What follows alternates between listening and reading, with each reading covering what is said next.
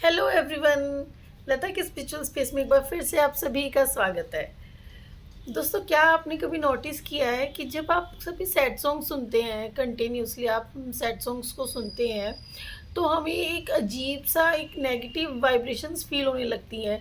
हमें बहुत heaviness feel होती है। ऐसे लगता है सडनली हमें ऐसे मन करने लगता है कि हम रोने लग जाएं। हमारी लाइफ बहुत अच्छी चल रही होती है, हमारी लाइफ में एक्चुअली कोई प्रॉब्लम नहीं होती है उस टाइम, बट फिर भी जब हम बहुत सारे एक साथ सैड सॉन्ग्स को सुनते जाते हैं, हमें एकदम से ऐसे लगने लगता है कि जैसे दुनिया में सबसे गंदी लाइफ ही मेरी है।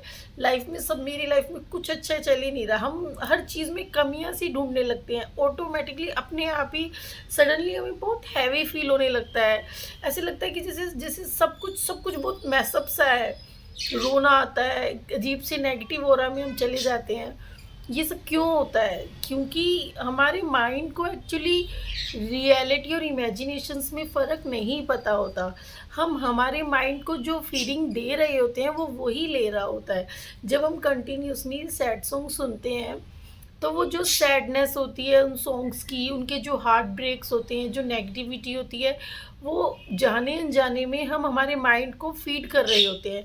हमारे सबकॉन्शियस माइंड में हम उस चीज़ को फीड कर रहे होते हैं कि yes, something is not good, something is not right, I am lonely, या फिर आई एम अलोन, या I have a heart break. अपने आप ऑटोमेटिकली हम हमारे माइंड को ही फीड देने लगते हैं।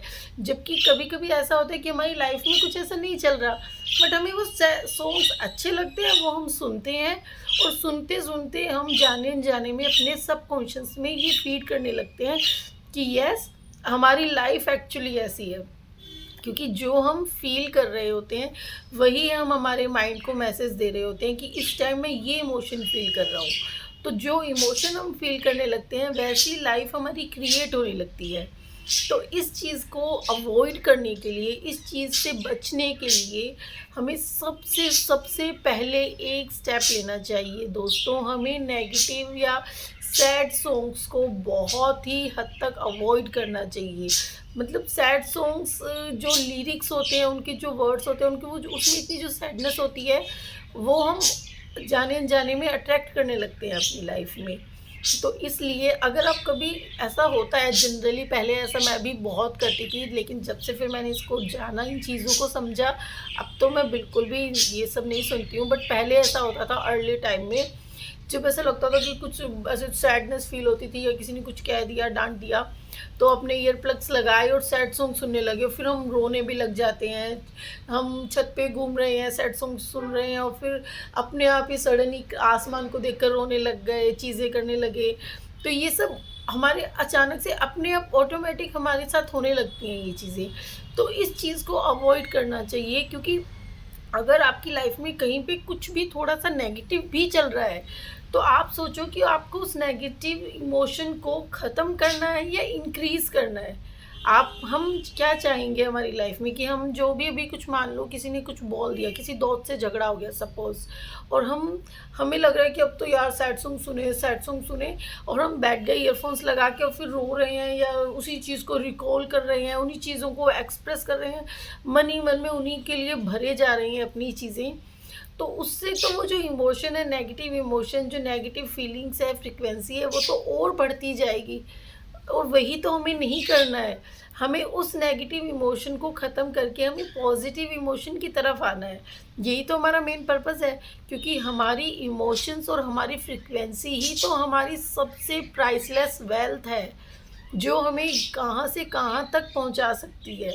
तो उस फ्रीक्वेंसी को बचा कर रखने के लिए हमें उस इमोशन को हटाकर पॉजिटिव इमोशन में लाना चाहिए। तो हमें करना तो ये चाहिए कि हमें सैड सॉन्ग सुनने की बजाय कुछ ऐसे positive, happy, self love songs, कुछ एनर्जेटिक सॉन्ग सुनने चाहिए, जिससे हमारी फ्रिक्वेंसी बूस्ट अप हो। आपने कभी देखा होगा, कभी हम बाहर जा रहे हैं, ऐसे सडन मार्केट में घूम रहे हैं, मार्केट में जा रहे हैं, और किसी शॉप पे कोई बहुत ही हाई रिदम का सॉन्ग चल रहा है, बहुत ही मतलब हाई वाइब्रेशन का सॉन्ग चल रहा है, पार्टी टाइप सॉन्ग चल रहा है।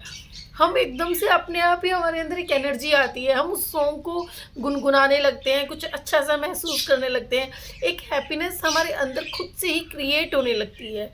वो क्यों होता है? क्योंकि उस सॉन्ग की फ्रिक्वेंसी ही वैसी है एक हैप्पीनेस की, हाई वाइब्रेशन की, जो हमें खुद ब खुद अपने आप ही हाई वाइब्रेट करती है।